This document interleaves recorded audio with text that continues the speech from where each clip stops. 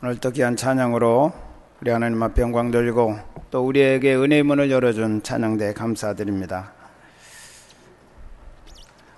며칠 전까지만 해도 가뭄이 오고 너무 무더워서 걱정하던 우리가 이제는 또 비가 너무 와서 비 피해를 당할까봐 또 걱정하는 그런 시간이 되었습니다. 이것이 바로 우리 연약한 인생들의 모습이 아닌가 그렇게 생각을 합니다. 더우면 더워서 걱정, 비가 오면 비가 많이 와서 걱정, 추우면 또 춥다고 걱정, 우리 근심과 걱정이 떠날 새가 없이 늘 달고 다니는 인생, 그게 바로 우리 인생입니다. 오늘은 그런 인생을 위해서 우리 하나님이 우리에게 찾아오셔서 위로하시는 하나님에 대한 말씀을 우리가 들으면서 저와 여러분이 오늘 진정으로 부어주시는 하나님의 위로를 받는 시간이 되시기를 바랍니다. 2차 대전 때 독일의 나치 정권에 의해서 많은 유대인들이 무고하게 가스실에서 죽어가고 있을 때 그 현장에서는 피 맺힌 절규의 애침들이 많이 있었다고 합니다. 그 중에 많은 절규의 애침은 하나님 지금 어디 계십니까? 하나님 어찌하여 이런 상태를 방관하고 계십니까? 그 소리가 가장 컸다고 그럽니다. 즉 절망에 빠진 울부짖음이었다고 이와 같이 말할 수가 있겠습니다. 그런데 또 다른 그런 측면을 우리가 볼 수가 있었습니다. 연합군들이 승승장구해서 이 나치 수용소를 탈환하고 이 수용소를 검색하는 과정 속에서 벽에 쓰여진 찬송과 가사를 보고 그들이 깜짝 놀랐다고 합니다.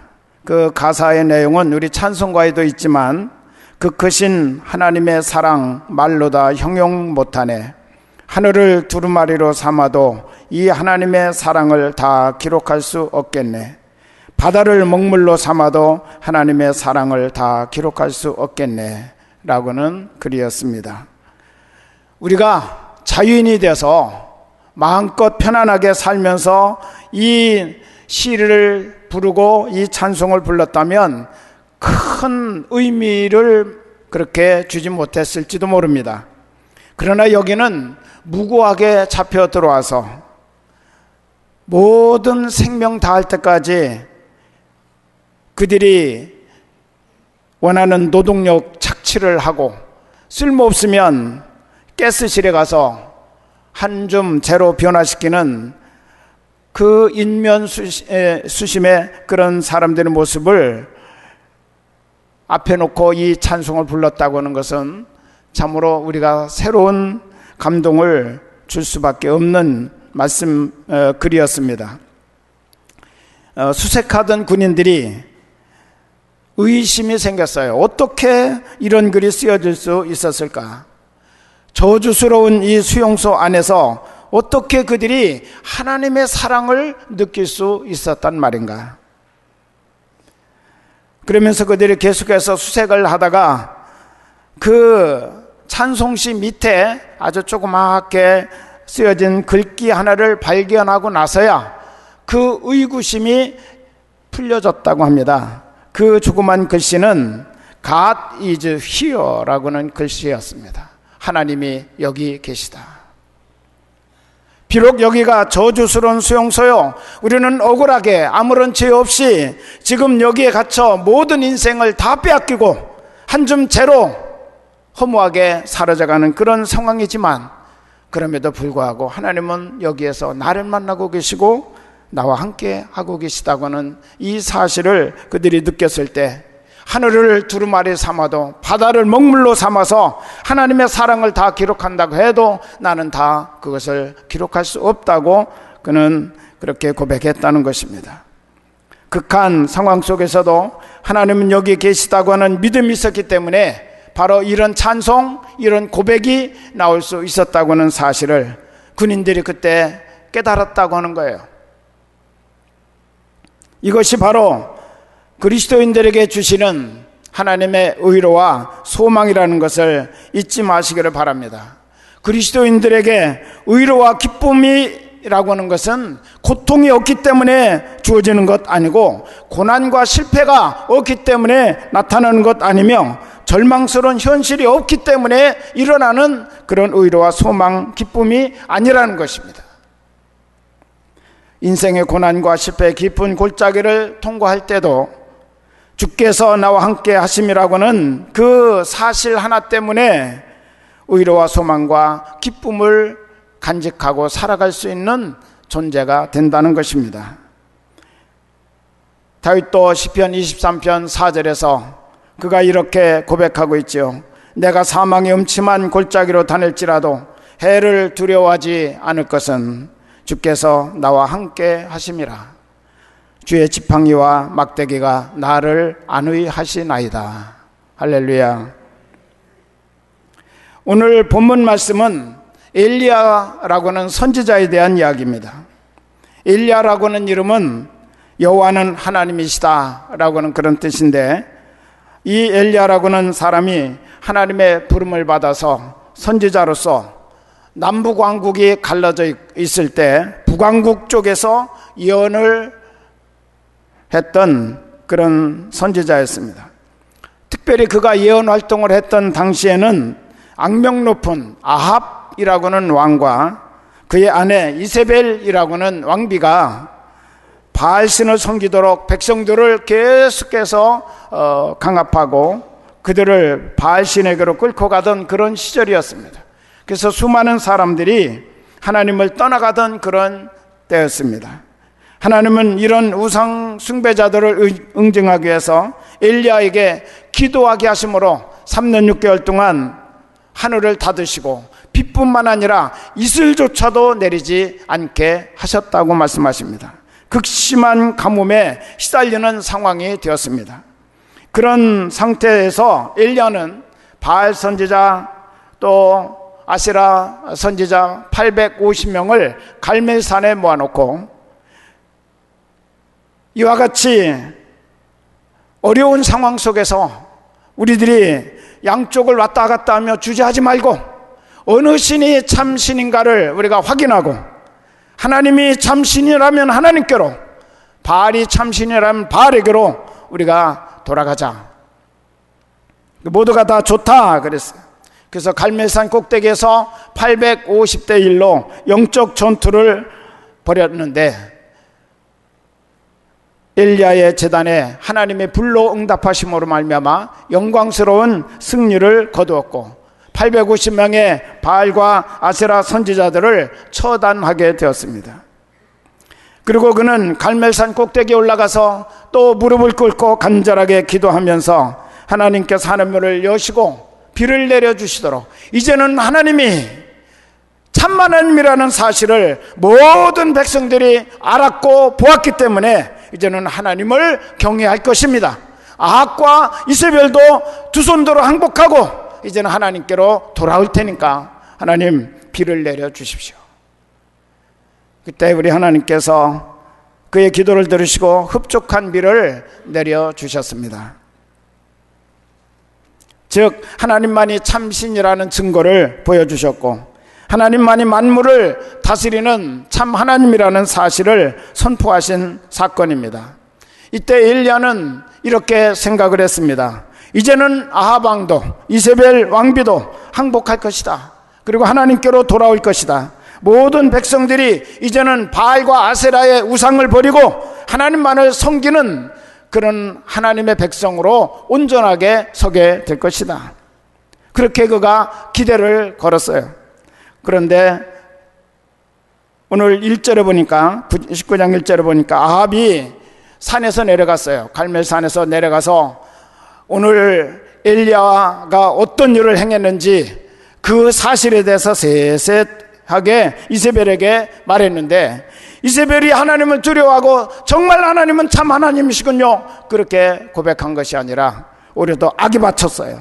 2절을 보시면 이세벨이 사신을 엘리야에게 보내어 이르되 내가 내일 이맘때 반드시 내 생명을 저 사람들 중 한 사람의 생명과 같게 하리라. 저 사람들 중 한 사람의 생명과 같게 하리라는 말은 엘리야가 죽인 850명과 같이 너도 죽게 될 것이다. 내가 너를 죽이겠다. 그렇게 말한 것입니다. 그리고 만약에 그렇게 너를 죽이지 아니하면 신들이 내게 벌 위에 벌을 내림이 마땅하다. 넌 내가 죽여버리고 말겠다라고 하는 그런 뜻이죠. 이세벨이 벌벌 떨면서 하나님 앞에 나올 줄 알았는데, 아합이 두 손 들고 하나님 앞에 항복할 줄 알았는데, 백성들이 두 눈 똑똑히 뜨고 하나님께서 불로 하늘에서부터 재물에 응답하시고 그 살아계신 증거들을 보여주셨기 때문에 모든 백성들이 엘리야를 따라서 하나님을 찬송하고 하나님께 경배할 줄 알았는데, 항복한 사람 아무도 없고 엘리야를 따르는 사람이 아무도 없어요. 기대했던 것처럼 그렇게 되지를 않았습니다. 이때 엘리야는 충격과 허탈감에 빠졌습니다. 두려움 때문에 하루 종일 그가 도망쳐 달아났는데, 건강한 성인이 하루길을 갈 수 있는 거리가 보통 40km, 100리라고 그렇게 말합니다.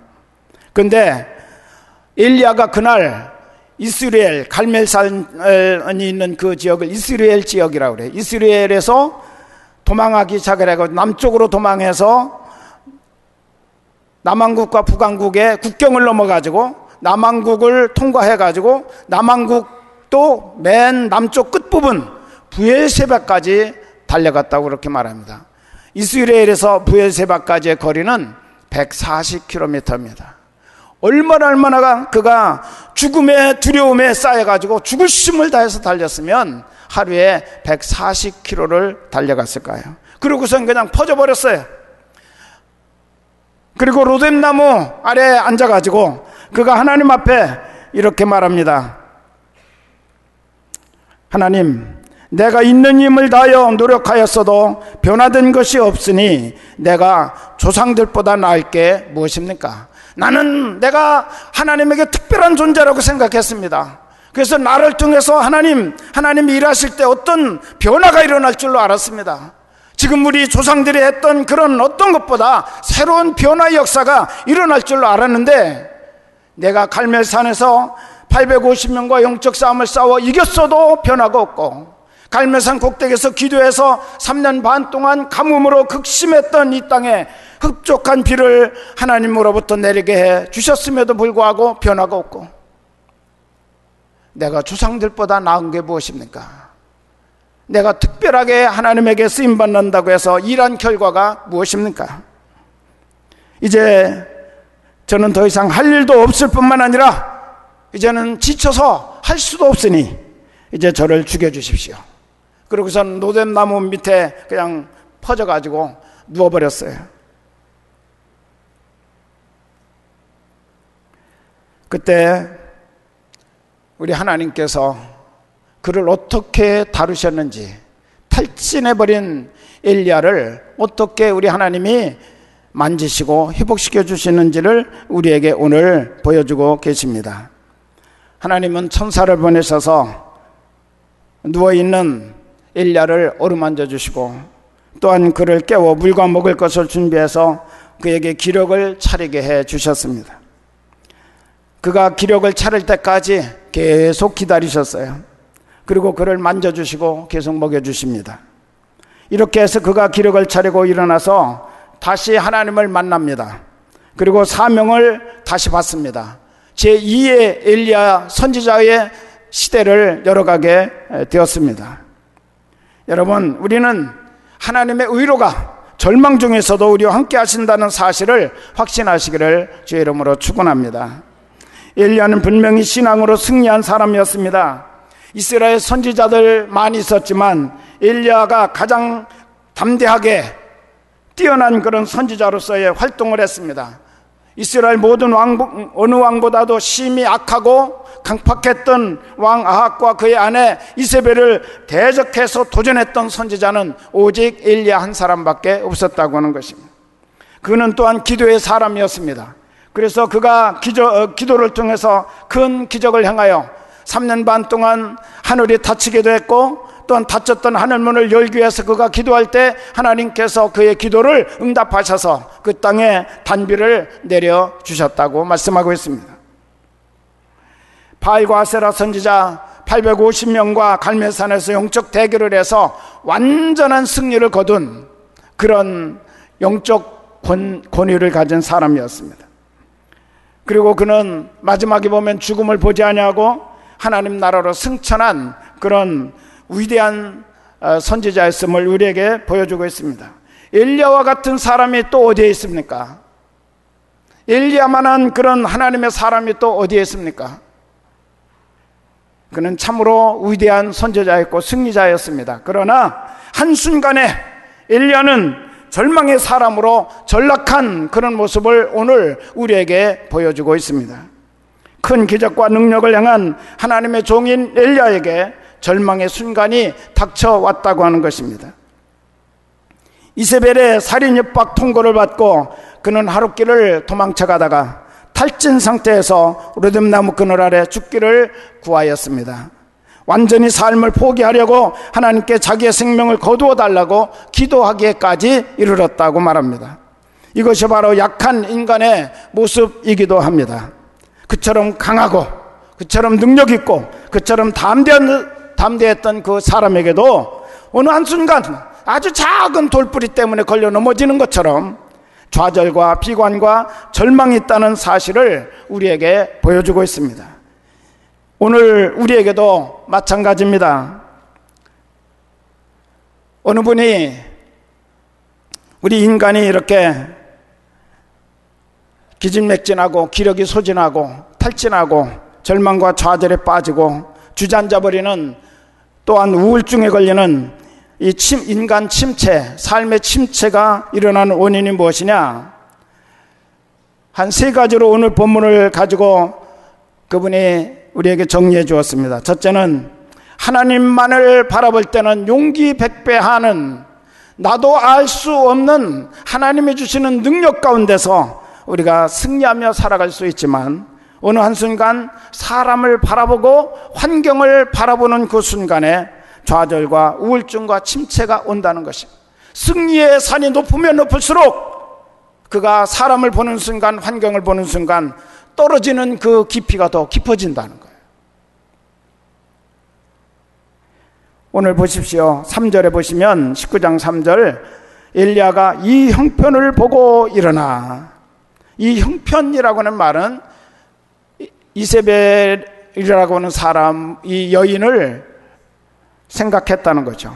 그 여인이 너는 내 목자들을 내가 850명 죽인 것처럼 나도 너를 죽일 거야, 협박하는 그 소리를 들었다는 거죠.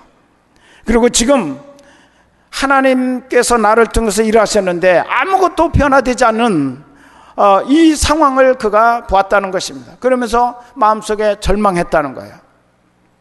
하나님을 바라볼 때는 언제든지 담대하고 강했던, 그리고 위대한 하나님의 사람으로서 사역을 감당했던 엘리야였지만, 사람을 보고 상황을 보고 환경을 바라볼 때 그는 절망과 좌절에 빠지게 될 수밖에 없었다라고 그렇게 말합니다. 또 2번째로는 하나님도 책임져 주실 수 없는 것들이 있다는 거예요. 하나님도 책임질 수 없는 것들이 뭡니까? 이 과자가 들어있는 것들인데, 과욕, 과식, 과속, 과음, 과로, 이런 것들은 하나님도 책임을 지실 수가 없대요. 이런 것들 때문에 사람들이 번아웃 됩니다. 기력이 소진하고 탈진해서 기력이 아주 완전히 바닥까지 떨어지기 때문에 또 한 번 힘을 내려고 해도 일어설 수 있는 그런 힘을 얻을 수가 없다는 거예요. 완전히 다 번아웃이라는 말은 완전히 타서 없어져 버렸다는 거잖아요. 다시 끌어낼 수 있는 어떤 것들이 없다는 거잖아요. 성공하느라고, 승리하느라고, 뭔가 목표를 정하고 그것을 완성하느라고 거기에다가 온통 자기의 가지고 있는 모든 것을 다 쏟아붓고 나서 그것을 이루고 났더니 그 다음에 다시 그 이어서 갈 그런 힘을 끌어낼 수가 없어서 주저앉아 버린다는 거죠. 연예인들이 마약의 유혹에 많이 빠진다고 하는 것은 우리가 잘 알고 있습니다. 왜냐하면 그들이 무대에 서면 어마어마한 청중들이 막 환호성을 부리면서 자기들이 영웅이 된 것 같고 특별한 사람이 된 것 같고 무언가 막 그 인생에 들떠가지고 정말 환희를 맛보는 거죠. 그런데 무대 뒤로 내려가면 홀로 외로워요. 그 허탈감을 감당할 수 없어서 그 허탈감을 채우기 위해서 마약을 찾는다는 겁니다. 승리 뒤에 좌절과 절망이 올 수 있습니다. 성공 뒤에 허탈감을 감당하지 못할 수도 있습니다. 우리 주변에서도 한때는 대성공을 거두었다고 말했던 그런 사람들이 현재는 좌절과 경제적인 어려움과 질병의 깊은 늪에 빠져 허덕이고 있는 그런 모습들을 우리가 볼 수가 있습니다. 이렇게 인간은 약한 존재라고는 사실입니다. 그런데 이런 사람에게 하나님은 찾아오십니다. 오늘 절망 중에 있는 엘리야에게 하나님이 찾아오셨어요. 로뎀나무 아래서 죽기를 바라며 절망에 잠을 자던 엘리야에게 하나님이 찾아오셨습니다. 그리고 그를 위로하시고 힘을 주시고 일으켜 세워주셨습니다. 어떻게 하셨나요? 오늘 말씀을 보면 5절에 보니까 로뎀나무 아래에 누워 자더니 천사가 그를 어루만지며, 할렐루야. 우리 하나님께서 말씀하지 아니하셨어요. 너무나 깊이 상심하고 너무 깊은 허탈감과 좌절에 빠져있는 지금 엘리야에게는 말이 필요하지 않습니다. 그래서 우리 하나님이 천사를 통해서 엄마의 품과 같은 그 하나님의 품으로 우리 엘리야를 만지고 계시다는 거죠. 주님의 그 사랑의 손길로 엘리야를 지금 만져주고 계시다고 이와 같이 말씀하셨습니다. 우리 하나님께서 오늘 이 시간도 성령님을 통하여 여러분의 상한 마음과 탈진한 그런 심령이 있다면 이 시간 터치해 주시기를 주의 이름으로 축원합니다. 만져주시는 주님의 손길이 여러분에게 먼저 일어나야 될 줄로 믿습니다. 그래야 정말 우리의 처졌던 마음, 탈진했던 그 마음들의 새로운 생명의 능력을 우리 하나님께서 우리에게 공급해 주신다고 하는 것입니다. 영적인 치유와 정신적인 안정감을 주시기 위해서 우리 하나님은 먼저 엘리야를 만져주셨습니다. 두 번째로는 먹을 것과 마실 것을 주셨다고 말씀하십니다. 하루 종일 도망가느라고 아무것도 먹지 못했어요. 영적 싸움을 싸우느라고 얼마나 긴장했을까요? 또 하나님 앞에 정말 무릎 사이에다가 머리를 쳐박고 기도할 만큼 그가 간절히 기도한 그런 기도. 여러분, 무릎을 꿇고 한번 여러분이 머리를 그 무릎 사이에다 넣어보세요. 들어가나. 얼마나 그가 몸부림치면서 기도했으면 무릎 사이에 머리가 들어갈 만큼 그렇게 간절한 기도를 드렸을까요? 그런 간절한 기도를 위해서 그는 온 힘을 다 쏟았습니다. 영적 싸움을 하기 위해서 긴장했고, 하나님께 간절히 기도하기 위해서 기력을 다 소진했고, 하루 종일 140km라고는 초인적인 그런 거리를 달리느라고가 완전히 다 탈진한 그런 상태에 있는 엘리야에게 지금 중요한 것은 먹고 마셔서 육신의 기력을 회복하는 것입니다. 우리 하나님은 우리를 창조하신 하나님이십니다. 그렇기 때문에 지금 우리에게 뭐가 필요하다는 사실을 너무나 잘 아시는 하나님이세요.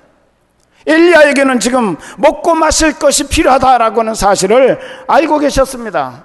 그의 육신의 건강도 빨리 챙겨줘야 될 필요가 있다는 사실을 우리 하나님은 잘 아셨습니다. 그래서 먹을 것과 마실 것을 주면서 그를 회복하게 하셨습니다. 육체의 건강 관리라고 그렇게 말할 수 있죠. 세 번째는 잠을 계속 잘 수 있도록 기회를 주셨습니다. 육신의 피로를 풀어주는 작업이죠. 우리 육신의 피로가 쌓이면 그것도 병이 되고 결국은 우리를 번아웃되게 만드는 그런 요인도 될 수 있습니다. 적어도 성인은 6시간 이상을 평균적으로 잠을 자줘야 피로를 풀 수 있다고 그렇게 말하죠. 육신의 피로를 풀어주시기 위해서 우리 하나님께서 엘리야에게 잠을 주셨습니다. 그러나 거기까지만 하신 것이 아니라 지금 엘리야는 나는 이제 더 이상 할 일을 할 수 없습니다. 나는 할 일 다 했습니다. 나는 또 더 어떻게 할 수도 없습니다. 그가 이와 같이 부르짖고 우리 하나님 앞에 드러눠 버렸을 때 우리 하나님께서 그에게 할 일을 발견하게 하시고 그 일에 헌신하게 하셨습니다. 7절을 보시면 여호와의 천사가 또 다시 와서 어루만지시며 이르되 일어나 먹으라. 네가 갈 길을 다 가지 못할까 하노라. 아직 엘리야는 나는 갈 길 다 갔습니다. 할 일 다 했습니다. 그렇게 말했는데 우리 하나님께서는 아직 네 갈 길이 남았다. 네 할 일이 남았다 라고 그렇게 말하고 있습니다. 7절을 보면 8절을 보면 하나님의 산 호렙에 그를 가도록 그렇게 만들어 주셨고 하나님의 거기서 엘리야를 만나 주셨고 엘리야에게 앞으로 선지자로서 해야 될 일들이 어떤 것인가를 엘리야에게 알려주셨고 엘리야가 그때 다시 헌신해서 그의 남은 여생을 성공적으로 하나님께 영광 돌리는 삶을 살게 된 줄로 믿습니다. 여러분, 할 일을 발견해야 됩니다. 그리고 그 일을 기쁨으로 헌신할 수 있는 삶이 돼야 다시 우리가 일어설 수 있습니다. 아무리 육신의 건강을 회복했다 할지라도 내가 무엇을 하며 살 것인가, 내가 어떻게 살아갈 것인가, 그것을 알지 못한다면 기력을 회복해도 곧 주저앉아 버리게 되는 거예요. 여러분, 우리는 할 일이 있어야 돼요. 우리는 하나님의 사람으로서 할 일을 찾을 때 우리 하나님께서 우리를 회복시켜 주시는 참 의미를 우리가 깨닫게 된다고는 사실입니다. 오늘 또 우리 하나님은 절망한 사람에게 찾아오십니다. 우리의 삶에서 무엇으로 절망하였는지 그 절망한 자리에서 하나님을 만나야 합니다. 절망스러울 때 또한 낙심하지 말고 하나님을 바라볼 수 있어야 됩니다. 오직 하나님 안에서만 우리는 위로와 치유를 받을 수 있기 때문입니다. 그리고 하나님과 대화하십시오. 엘리야는 계속해서 하나님을 찾았고 하나님께 대화했습니다. 그 하나님과의 만남, 하나님과의 대화가 결국은 엘리야를 새롭게 세워지는 그런 놀라운 통로가 되었다는 사실을 오늘 우리에게 말씀해주고 있습니다. 사탄은 우리를 다시 일어나지 못하도록 좌절과 절망의 창으로 우리를 찔러 넘어뜨립니다. 그러나 하나님은 엘리야에게 찾아오셔서 말없이 그 영혼을 어루만져 주셨고 그를 먹이시고 마시게 하시면서 건강을 또 회복시켜 주시고 또 잠을 재워 주시면서 그의 몸속에 누적된 그런 피로를 하나하나 빼내 주시고 또 그에게 다시 기력을 회복시켜 주시는 그런 모습을 우리에게 보여주고 있습니다. 여러분, 우리는 절망과 좌절의 자리에서 하나님을 만나기를 주의 이름으로 축원합니다. 하나님의 음성을 들어야 합니다. 또한 하나님의 의로의 음성을 우리가 들을 수 있어야 됩니다. 이것이 바로 그리스도인들에게 있어서 가장 위대한 삶의 모습이에요. 절망할 수도 있고 좌절할 수도 있고 우리가 침체될 수도 있고 우리가 탈진할 수도 있어요. 그렇지만 우리에게는 하나님이 계십니다. 하나님이 여기 계십니다. 하나님이 나와 함께 하십니다. 하나님께서 엘리야를 이와 같이 위로하시고 세우신 것처럼 오늘 우리를 세우시기 위하여 지금도 우리를 사랑하고 계시다는 사실을 확신하시기를 주의 이름으로 축원합니다. 독수리는 바람이 거세게 분다고 할지라도 오히려 그 날개를 활짝 펴서 그 거센 바람을 이용하여 더 높이 창공으로 올라가고 더 빨리 먹잇감을 향하여 날아간다고 합니다. 이 독수리가 바로 오늘 우리 그리스도인들의 모습이에요.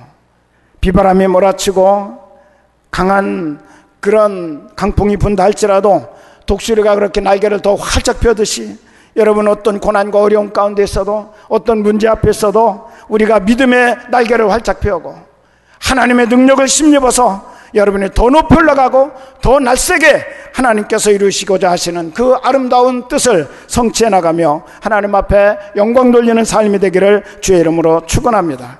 그래서 신앙이 위대하다는 겁니다. 그래서 우리가 믿음 생활을 바로 하자는 거예요. 하나님을 바로 믿고 하나님과 바른 관계 속에서 우리가 살아나가게 될 때 우리 하나님께서 이 일을 이루어 가실 것입니다.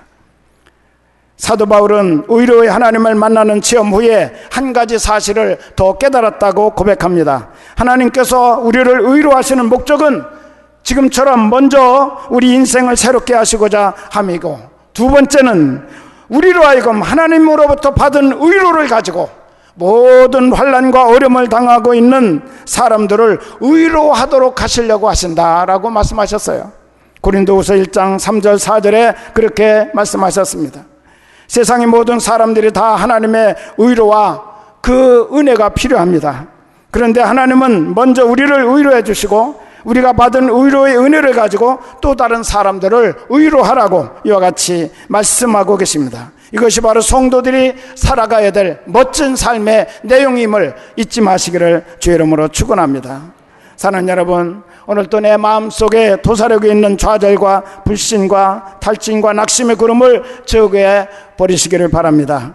그리고 찾아오셔서 의로하시는 하나님을 만나고 하나님의 말씀을 듣고 하나님께서 주시는 새 힘을 얻고 하나님이 주시는 새로운 삶의 목표를 붙잡고 힘차게 일어설 수 있기를 우리 주님의 이름으로 축원합니다. 기도하시겠습니다.